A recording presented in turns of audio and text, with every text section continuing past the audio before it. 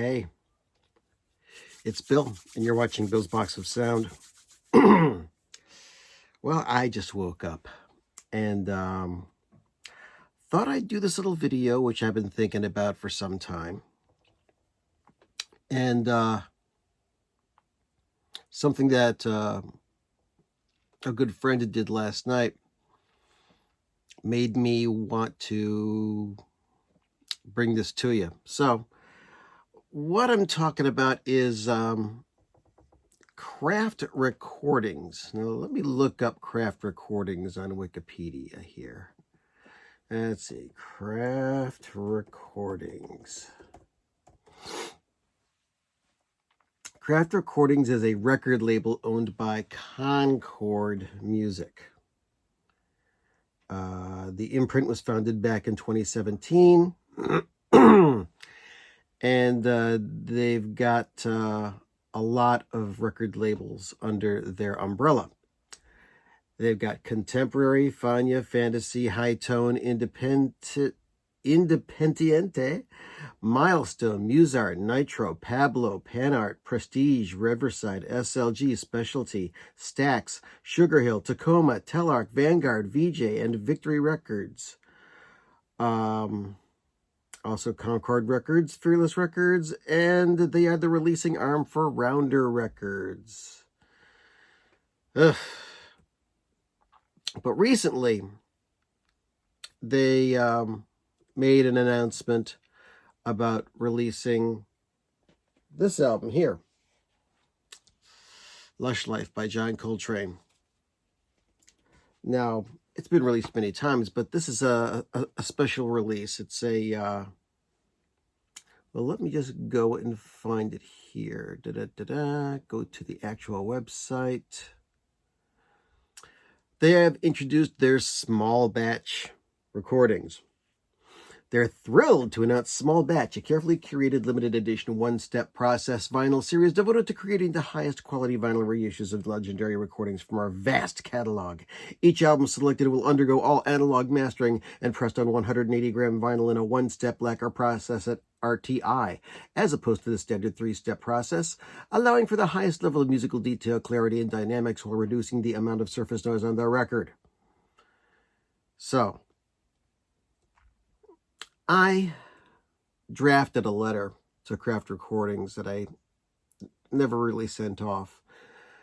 But I just may very well tweet this video to them.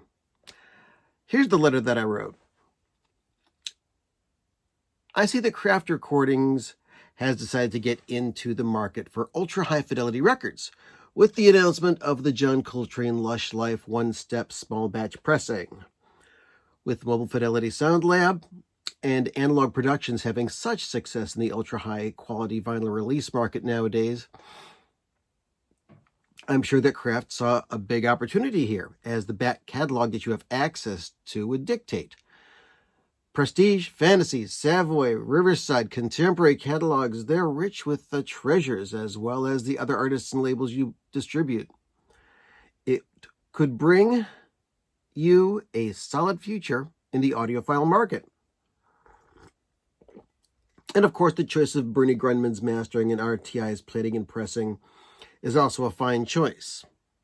Another compliment that I do have for Kraft when they announced this small batch thing is that while this small batch recording is not inexpensive, the $99 price point does compete with Mobile Fidelity and Analog Productions prices for similar types of releases, which can approach $125 or more. However, I have seen a major upheaval of discontent within the audiophile and jazz aficionado community about the ordering availability and the procedure with which this announcement was made. I do have to say, as a member of the vinyl community and just a music lover in general, as well as the YouTube vinyl community, several jazz, vinyl, and hi-fi discussion groups on Facebook, Steve Hoffman forums, I have to agree that I was disappointed as well. Why? Well, this is why. The email announcing the Lush Life release arrived in my mailbox at 11:06 a.m. on January the 14th, 2021, even though a typo on the email dated it as January 2020. I do not hover over my email box like a hawk, but I do check it several times a day. The instant I saw the email at 1 o'clock p.m. that same day, I went directly to the craft store to order it. And it was sold out less than 3 hours later. From what I hear, it sold out in about an hour. Now, I would think that for such an important release and the obvious demand that it would make, that you might want to make an advance announcement of it so pre-orders could be made at a specific date and time to make it more like a fair lottery, give regular people a chance to order it with the possibility for fairness for all. Because some of us folks have to work regular jobs to support this hi-fi habit, you know. A lot of us do. Now, I know that once this gets released, you'll see the usual parade of eBay flippers charging way too much for this record. Oh, wait a second. I spoke too soon. There's already listings listing this at $500 and going up to four figures for this not yet re-released album. People are already charging over $500 for this thing. I also have visions in my mind of the promotional copies that you will send out to YouTubers who will show the album on their channel and their blogs, not knowing anything about the historical impact or significance of this recording, and saying, yeah, man, big thanks to Craft Recordings for this. Now I'm going to show you some metal grills that I picked up recently at the Goodwill. And I've seen this happen, okay? I'm not going to name any names, but people have done this. Now, what do I want from voicing my opinion about this? Well, I'm not asking for free records because I'm not into that business. But I want the everyday jazz lover, jazz listener, and people who want to get into this music a fair shake. You know, an ordinary jazz fan would really appreciate the chance to pick up a special recording in this special format. And maybe once it's available, or instead of making this super limited edition released and sold out, you might want to consider making a standard version of it. So not only will the music go to a bigger audience, but make more money for the estate of the artists. And of course, Concord might make some music. Craft Recordings might make some money. So that's my open letter to Craft Recordings.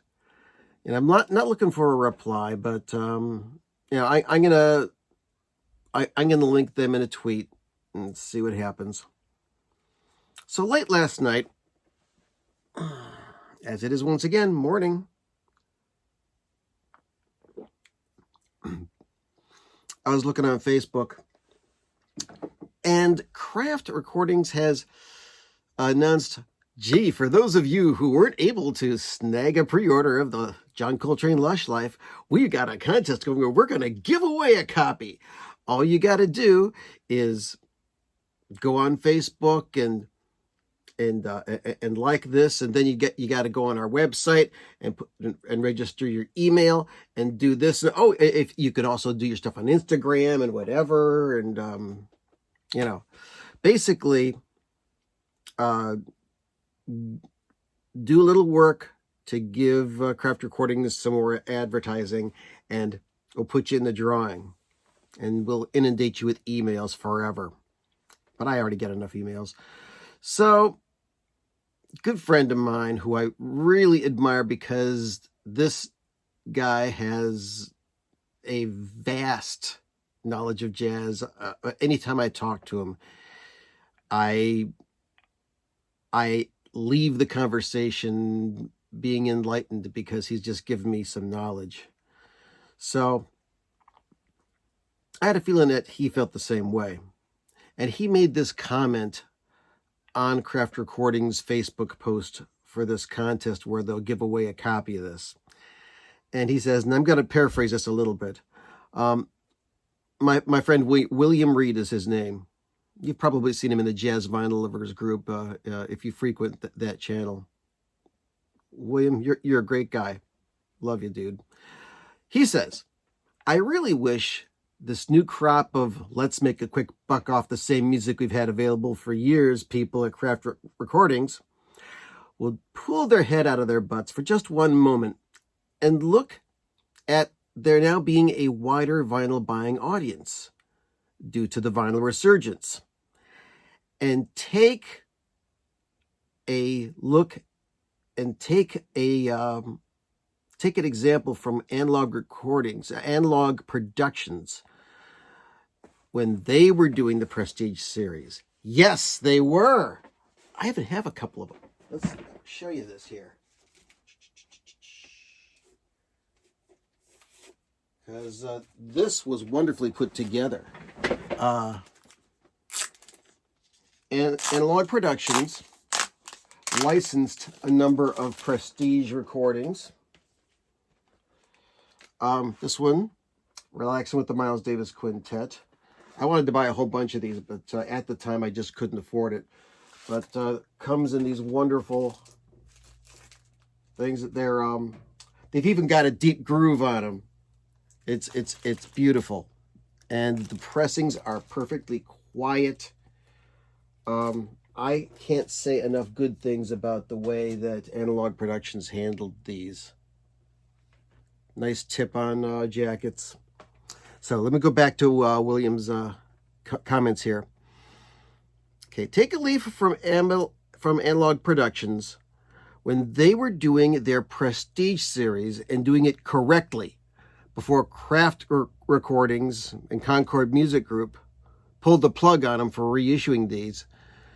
Because, you know, now they want the entire part of the action. They want the money.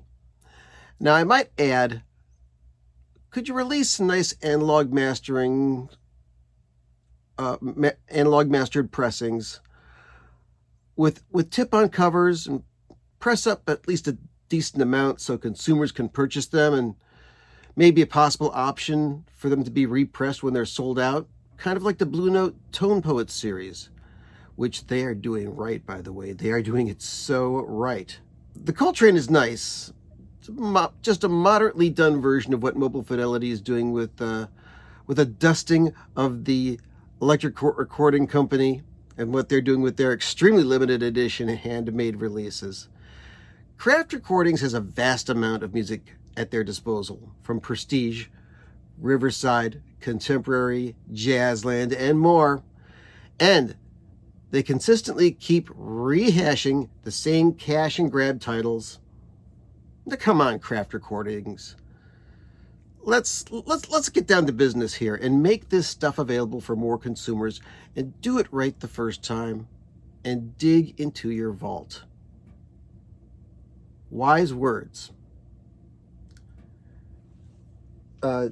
Jazz music's wonderful.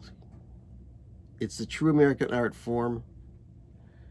And Craft Recordings, come on, you've got such a large volume of great music. And a lot of it's out of print. Do something a little bit more practical, will you? And that's it. Had a great time. Hope you did too. Thanks for watching. Thank you for subscribing and everything else that you do. Peace and love. Go listen to some music. Have a great day.